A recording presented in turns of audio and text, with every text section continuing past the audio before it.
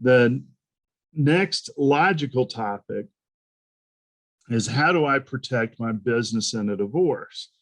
Fascinating universe. And many of the people on this in this call, in this seminar, have assisted clients with asset protection strategies. Now, the difference between an asset protection strategy and hiding money, getting ready for a divorce, is a matter of semantics, obviously. And we saw a lot of asset protection recently. Well, it feels like yesterday, 2008, 2009, all of our real estate clients and real estate developers needed to keep their assets and flush the cash flow drains that became when real estate couldn't be moved if you wanted to, and you certainly couldn't get a loan from a bank to do any development. So what are some of the most common ways that business owners seek to protect their businesses? Trusts are great because trusts pay their own taxes. And what if the other spouse doesn't even ask about trusts? Buy-sell agreements are very common. Know that in Tennessee, that unless the non-business owner spouse signs it, the buy-sell agreement is ineffective for divorce purposes. Now, I have seen them effective, but only in ways that won't benefit the non-business owner spouse. For example, I represented the wife of a neurologist who was a partner in a very large neurology group. And the way they protected that ownership interest was that no matter what the circumstance, if the doctor left the practice, he or she would receive a check for $50,000, not one dime less, not one dime more. All right, so that was pretty effective. Now, what we were able to do was get her value out, my client, out of ownership interest in a CT scan and a MRI. So if God gives you an option to either own an MRI or a printing press, take the MRI. If it's running, it's making money.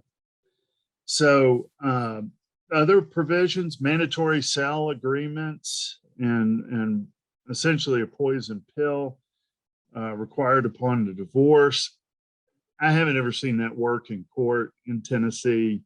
I think the judges can see through that, although it's still out there probably.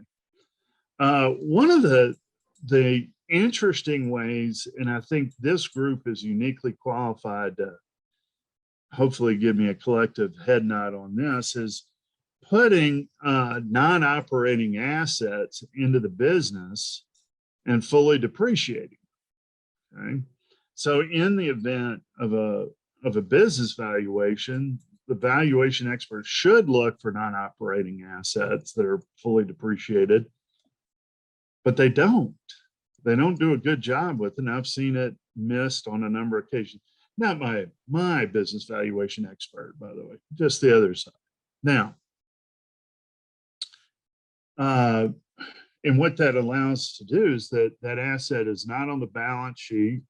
It's not on the income statement, except for maybe some expenses. Like one that I saw many years ago was a luxury timeshare that had been purchased by the business and had been enjoyed by the parties, but the parties, they've been separated for so long, I think the wife just forgot about it or never knew that hundreds of thousands of dollars were paid into this, and the business paid the monthly dues, which weren't insubstantial, because from what I understand and what I remember is that we're talking about, you got a castle in Europe for 30 days. I mean, it wasn't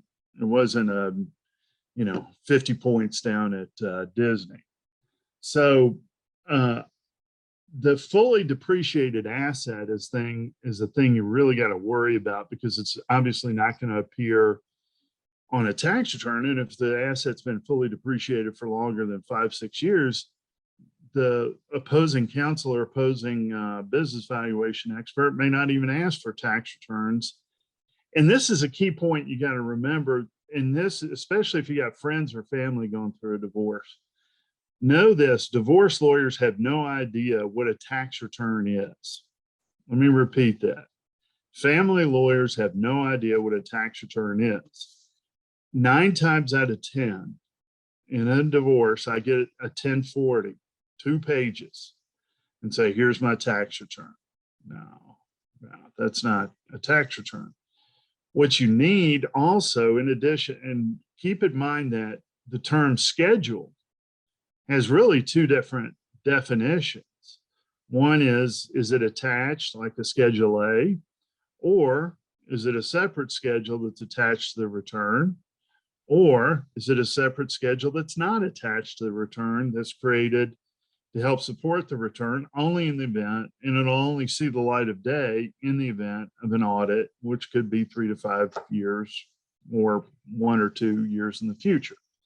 So understand that lawyers will play games with both the term schedule and attachment. All right. And they'll try to play those games. So how do you get around that? Issue a subpoena to the CPA. Very simple. And I would also send a subpoena to the business attorney, because if it's about formation of a marital asset, you can do a protective order and make sure that it stays confidential. But if it relates to ownership of the business, when the business is a marital asset, it's discoverable. So subpoena power is your friend in that situation if you're trying to catch somebody. Now, and we all know about tax returns.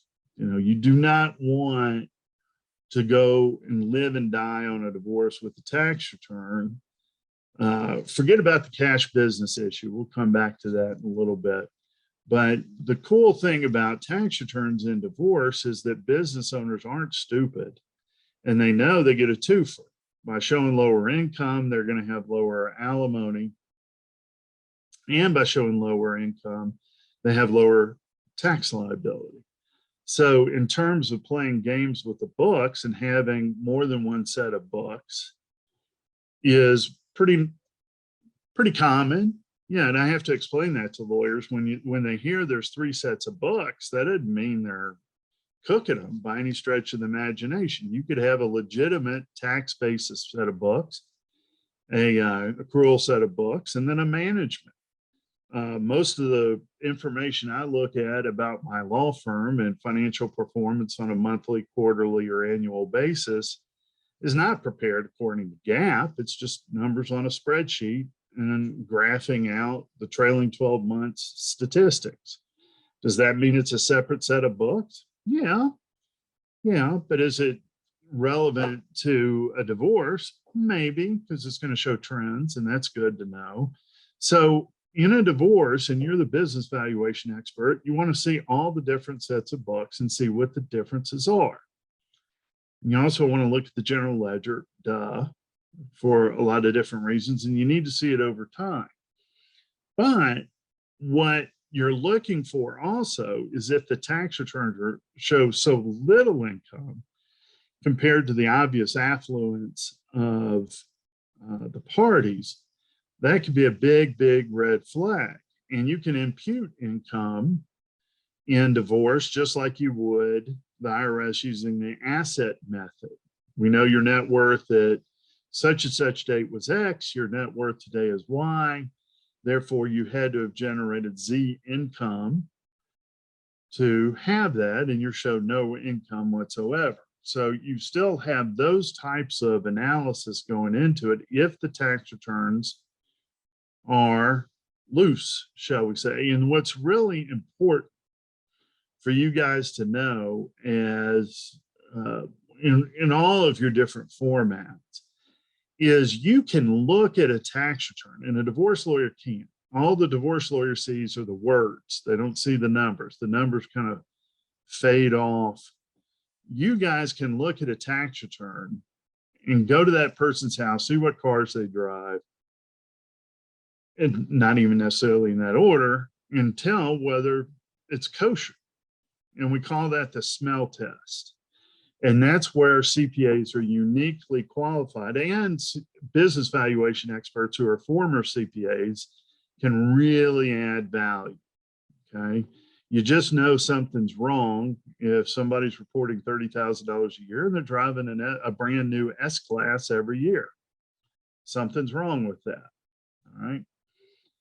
So lots of illegal tax returns out there.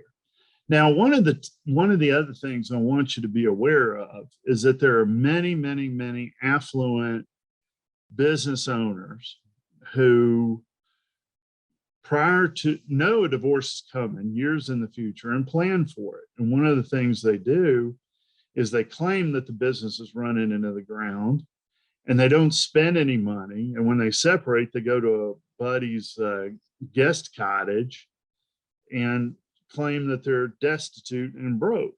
Now, that is a very, very common strategy that I never anticipated seeing as much as I had during my career. And so while they end up living frugally while hoarding cash, or at least leaving as much cash in the business as possible. Now, almost always, the business owner has a helper. One could call it a co-conspirator, if you will. And often we find out about and discover the strategies of the business owner through the helper telling our client. You can't tell anybody this, but I know that there's a fictitious employee. All right. And we also call that deep throat, somebody who's going to narc on the business owner. Now, if the business owner has that person under control, and usually that means overpaying them for that position, that's the person that's helping them secrete the cash. Because rarely you're going to have a medium to larger size small business owner personally pulling out cash in transactions and doctoring the books. So that helper, in looking for the person who will not commit perjury for the business owner, is very, very important. So even in, let's say you've got a $10 million gross revenue business, the accounting department's still going to be relatively small. And somebody in there, if we're talking about 3 people, 2 people are going to be knowing the scheme. Okay, most likely. If it's just one person, it's that one person, and you know who to depose. And even though that person may lie for the business owner, my philosophy is make them lie for the business owner under oath. Okay, under oath. And sometimes they tell the truth. Not always, but sometimes. And I'll take sometimes in these situations. Now, quick war story. Many, many years ago, I was asked to speak to a mastermind group of small business owners.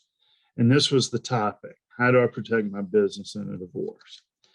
These people, none of them in the room were filing in any particular date, but half of them knew they were going to get a divorce at some point. And that's why I got asked to the meeting. And we talked about trusts a lot and buy-sell agreements and how to work with your business ownership team, which is usually the lawyer and the CPA. And for successful businesses, it's just the CPA, because they don't get into litigation very often. But to make smart decisions that park assets that are hard to find, okay, that is a challenge, but not an insurmountable challenge. And when you're representing the non-business owner, understand they could have been planning this and talking to smart people like yourselves on where do we bury financial information. And the best kind is where you give the information to the other side, but it's so much information and they don't know what to look for. There's a very well-known personal injury lawyer in Nashville, and he got a divorce, and his wife had a business valuation expert look at his law firm. And they did discovery and they went through it and they reached a settlement. And 3 days after the final decree of divorce was entered, the lawyers settled a national class action and got a fee of just under $1 million. Well, in the appellate opinion, I could read between the lines, the lawyer had given all of the financial information requested to the opposing expert, but they didn't look into work in progress and they didn't ask the right questions for it. Is this class action likely to pop soon? So it was arguably malpractice on the business valuation expert. And there are plenty of people that claim to be business valuation experts in Nashville and around the state who aren't that good at it. Okay. Now, if you call me up and ask me who's good and who's not, I'm not going to tell you that. If I'm a lawyer on the case, I'll definitely tell you, but we'll just deal with that later. And the answer is that many of the business valuation experts in Tennessee don't go to the national conferences and train a lot. And I know who of those who do, because I go to those conferences. I go to the CPA Forensic and Evaluation Services Conference.